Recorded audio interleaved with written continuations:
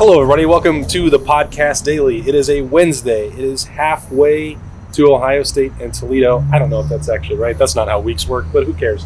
Well, math isn't our strong suit. It's an odd number. It doesn't matter. Midway through the work week, how about we'll settle for that? That's Bill Landis, Jeremy Birmingham. I am Austin Ward. We are outside the Woody Hayes Athletic Center for our new tradition, which is a stock report. So, Bill, you're first. Great. Whose stock is rising after the first 2 weeks of the season? Wait. Are you guys doing the first 2 weeks of the season or from last week to this week? Because last week you guys did a stock report. It's like you weren't on it, so yours is for the first 2 weeks. Oh, man. Bill, you just get to do Arkansas State. Sorry.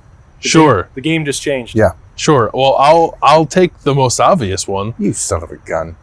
Well, no, I guess there are two obvious ones. I'll leave your other man. No, you take who you want. No, I'm gonna take. You're the new guy here, Bill. I'm gonna take Marv. I'm gonna take Marv. Big Marv? Marvin Harrison Jr. 3 tutties against Arkansas State, and it was less about the production. Well, it was very much about the production, but for me, the thing I like the most is just the connection between he and CJ looked really good after it looked kind of okay the week before, and maybe you felt it building toward the end of that Notre Dame game.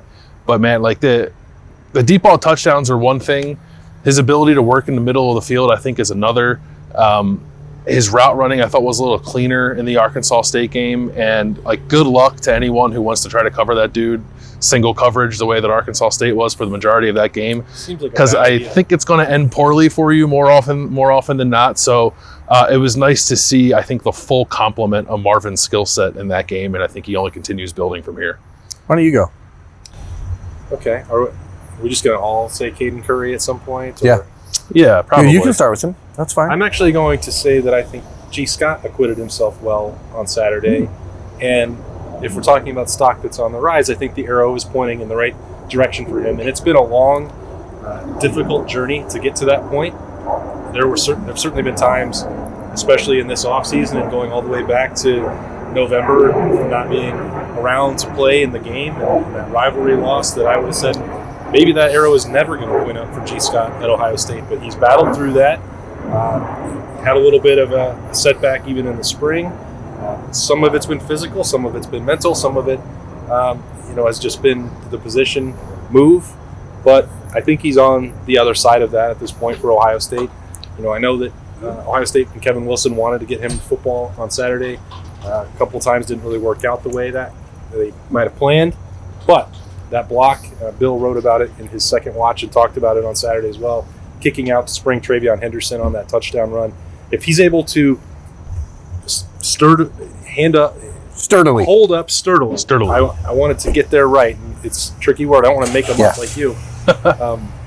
That's a good sign that he can continue to be involved, because you know that the passing skills, the receiving ball skills are going to be there for him. But if he's got that part down, that seems like a good sign. So the arrow ticking in the right direction for G. Scott. Yeah, my first choice, because that's how we're going to operate here on the Podcast Daily for Wednesday, September 14th, is this. Cody Simon, who I brought up on Monday as far as the, my Buckeye leaf for the Week 2 game against Arkansas State. And I just think that hearing Jim Knowles talk about him on Tuesday, you start to get a little sense that what we thought was going to be a pretty solid 2-man starting rotation at linebacker now maybe looks to be a third guy because Cody is healthy. He's a player and person that has always been a leader here as far as just the way he operates and handles himself in the locker room. He's a guy that I've said is going to be president or co-president. No, co-president. Yeah, he's not going to be vice president. Never had one of those. Yeah, but listen, America. The rules are changing. If you want your first co-president. The rules are changing. We know that. He's a guy who could be a co-president. I think that Cody Simon and Court Williams will be co-presidents of the United States at some point. However, Cody Simon is co-linebacker now. And he played a whole heck of a lot better co-D. He's like the co-D linebacker at this point, and I thought he played really well on Saturday. I like the movement up the depth chart. And again, this may just be a case of a guy being healthy and playing in a defense that actually wants to highlight linebacker play. We are killing it so far. Just smooth execution across the board. It's great. It's great. It was really good. Yeah. Jack Sawyer, I think, is one that I would want to mention. His first game against Notre Dame, his role was a lot of the jack position stuff, which is more of a run-stopping mechanism, I think, than maybe some people realize. And I think he did a good job in that game. It wasn't much of a game for him to get after the passer.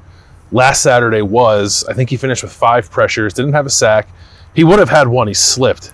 And on that play in particular, there was a lot of slipping on the field on Saturday. Sorry for the interruption, but I don't think your new field is very good, Ohio State. Stock down on the turf for sure. On that play where Jack slipped and like hit the quarterback but didn't get the sack, he got off the ball really quick. It was like one of those things where you freeze the picture as soon as the ball snapped, and no one's moving except for Jack. And like the Boses used to do that, and Chase Young used to do that. So that was cool to see. But on top of that, he got off the ball really quickly, and then he hit the guy with his inside arm and knocked the tackle back. And I think kind of converting that speed to power is the thing you want to see from a guy like Jack, who I think was much more about speed last year and wanted to add that power to his game. And it was cool to see him kind of put it on the field on Saturday. Are you suggesting he's a baby Bosa? I'm just going to say he's Jack Sawyer. We'll see what happens. Did he get one of the offsides, or did he have 2 of them? I think he had one of them. I'm just wondering if that first step, because the one that he got, he was way offside. So I'm just wondering if they're trying to anticipate that snap count a little bit. Yeah, well, Arkansas State did change their snap count in the second, or late in the second half, and that threw a few guys off. Your turn. I mean, it has to be Josh Proctor, especially the way he was not playing the week before, and that didn't start off his second senior year the way that anybody envisioned. I've mentioned it several times. I gave him a Buckeye leaf at Roosters on Monday, but I think it's significant what we're talking about here, that things could have gone a very different way. NFL scouts were watching that. Perry Eliano, Jim Knowles, Ryan Day, they all wanted to see how he would respond to week 1, and he did that as a professional. I think that is going to pay off huge dividends for everybody involved, especially because you know that Lathan Ransom is right there to support a defense that is fueled in the back end by guys who play that position. So what's another way to say that? Something easier. There's got to be some something like snappy or something that's catchy, you know? Yeah, like maybe a little alliterative. I'll think about it. All right, we'll get there eventually. Go on. Wait a minute. It's a safety-driven. There you go. That sounds right. I'm sorry. That's right. Drink America. That's right. Josh Proctor. I'm going to pick another safety. Cam Martinez. He had one fairly bad play in the first half. It was a 4th and 1 coming up from safety. He tried What did he say about it? Huh? Did you check in? I didn't check in because that's not my job. That's your job, team guy. I was off limits. No, Cam tried to jump it a little bit inside. He tried to cut off the edge, and rather than just extending the play to the sideline. And I think that he saw. I think sometimes kids that are that quick, like they think I'm going to get there no matter what, and you don't realize sometimes that the guys you're playing against are also pretty damn quick. And on that particular play, the 4th and 1 in the first half for Arkansas State, Cam just had to contain the edge and let other guys catch up, and he didn't. However, second half, he played a lot better football defensively. He played a lot of snaps on defense. Obviously, had the issue with the punt return, and he acknowledged that was his fault. On that one, he did. We did talk about briefly, and he said, he didn't realize that J.K. Johnson was out there when he called the fair catch, and that's something that you're learning. But this is the problem when you don't put a guy out there to do this more often, and then you just throw him back there when the game is over and it doesn't matter. I think sometimes the mindset gets a little cloudy. I'm not making excuses. I'm just saying. Berm hasn't been on for Wednesday in a couple of weeks. He has not. He doesn't know that you're supposed to mention @ParkerFleming_. I'm not going to do that because I think at this point, that's a rule. But Wednesdays on the podcast. But the rebuke from @ParkerFleming_ would be fairly stern this week. I think to people who would say, "Well, I did, but." Well, give him the so chance. I think you need to let him get out there when the game's not over, pretty much. And but I really like what I saw out of Cam, and I think that we talked about this on Monday at Roosters. The opportunity to have other guys step up and push the clear-cut starters is so important. And for a guy like Tanner McAllister, who people are going to always just assume is the starter there because of his experience in this defense, to have Cam get out there and make some big plays. And I'm telling you, you see the instincts, though, that he didn't have playing defensive back a year ago. He really seems to have a pretty good grasp of where things are going. There was one play that I was rewatching with Bill on Monday. Like he probably ran 40 yards, 50 yards back and forth between the line, pre-snap, and then saw where the ball was going and immediately, like a bullet.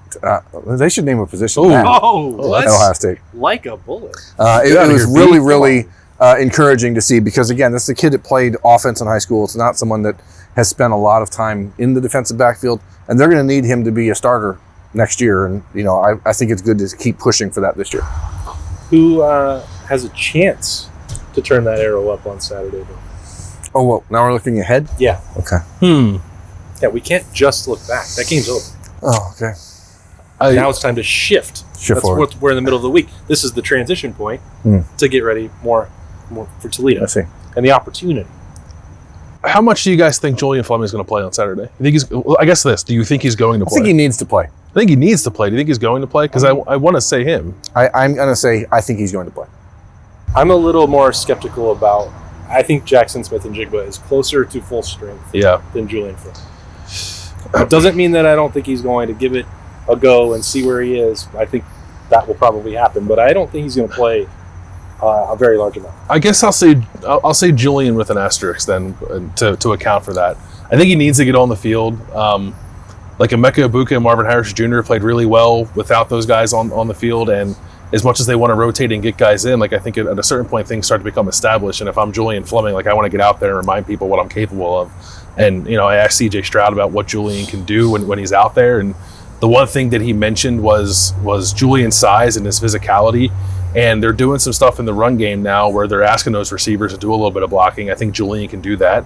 And then also, maybe get a couple explosive plays as a receiver too. So I myself am a little skeptical of how much I think he'll get on the field. But let's assume for now that he does. And I think if that does happen, he's got a chance to help himself a little bit. We've talked a lot about J.K. Johnson with a strong camp and Jordan Hancock once he gets healthy. But I think that the arrow will start pointing back up for Denzel Burke this week. And I wouldn't have maybe felt that way Saturday or Sunday or Monday, but then just to get out into the Woody on a Tuesday and see, we knew that Marvin Harrison was going to be out there. That's and Stockdale. Their normal Tuesday routine, but Denzel Burke just happened to catch him popping out there before practice, walked out to the outdoor practice fields and was doing some drops and working on his footwork by himself an hour and a half before practice. And it's a small thing. Maybe it fixes it, maybe it doesn't. But I think that sometimes these wake-up calls happen. I've never thought that Denzel Burke was going to magically lose the ability to do the things he did a year ago. And the health is part of it. Maybe the NIL is too. I don't know. Only he can answer that. But whatever it's all cooked into one thing, he's not played to the level that he expects or Ohio State expects. And just seeing that extra work is significant. So I think he's got a chance now to start flipping that script around. Yeah, I think that sometimes, especially for young players, just having the mental maturity say, I need to get better is a big first step. And I'm not saying that he's down on himself, but I think it's clear that, again, being the first defensive player out here on Tuesday afternoon, where we are pre-recording Wednesday mornings, the podcast daily, folks. Geez. Just so you know, this is not being recorded Sausage live being made at 5 a.m. or so on Wednesday. This is actually done on Tuesday. This is the magic of the internet and technology. Just pulling the curtain down. Woof, America, look at this. But here's the that's not what we were talking about. My guy for Saturday? You want my pick for Saturday? Yeah. And don't pick a Toledo player. It's going to sound crazy. Dallas Gant? Are you guys going to, this may sound crazy to you guys, but I'm going to do it anyway. The difference between what Travion Henderson does and what Mayan Williams does looks small to us, I think, sometimes, because they're both playing fairly well. Against a team like Toledo, who's going to bring some good athletes, I think you're going to need to see Travion Henderson kick it up a notch. And so I think we're going to see a monster day from Travion Henderson, and so that is why I think his stock is going to go up, because while all these guys are going to say, hey, I like splitting reps, I don't mind, hey, it's cool, whatever's best for the team, you still want the football, and I think that he needs to put himself in a position to reestablish that he is the best running back in that room, and I think that he'll do it on Saturday. Travion on Saturday. I'll drill down on that on Friday's bowl prediction. Yeah, that'll be bowl prediction. Like that. I don't know. Bill, what did you think? It looked at times to me on Saturday, and especially live, that there was a little bit of the Mike Weber, J.K. Dobbins situation brewing for him. He had a good game. He ran hard. I just thought there were maybe 2 or 3 times where it was like, maybe he wants to hit a home run more than he should. Yeah, maybe for both of them, I would say they had think it was 4 negative runs in that game, and I would say that 2 of them were because it felt to me like the backs were trying to make a little too much out of something. Like the blocks were there, and instead of sort of reading that, they just try to bounce it outside, and that's where the home runs come from. So maybe I don't know. I can't say it was the first thing I thought of. That's the danger, though, and that's what you have to guard against as if you're Tony Alford. There's so many aircraft around Ohio State. It's actually kind of crazy. It's a happening place. That's a spy. That's a Toledo spy. Unbelievable. Can I get a ride home? No, I mean, Travion Henderson, I think, is a guy that I'd like to see him take a step up and play a dominant game at running back, and that's what I think is going to happen. The last time they played a MAC team, he did run for 1 billion yards. So this might still be running. Yeah, that clock hadn't expired. Yeah, that's a stock watch. That is a Wednesday version of the Podcast Daily. Hope you all enjoyed it. We're going to have 2 more before kickoff on Saturday. Not 2 more stock watches. 2 more the Podcast Dailies. It's all stock watch from here on out. Yeah, sorry. All stock watch all the time. Completely rebranded. Just decided right now. Hope you like that too. Anyway, we'll see you on Thursday. That's Bill and Berm. I'm Austin. We'll see you then.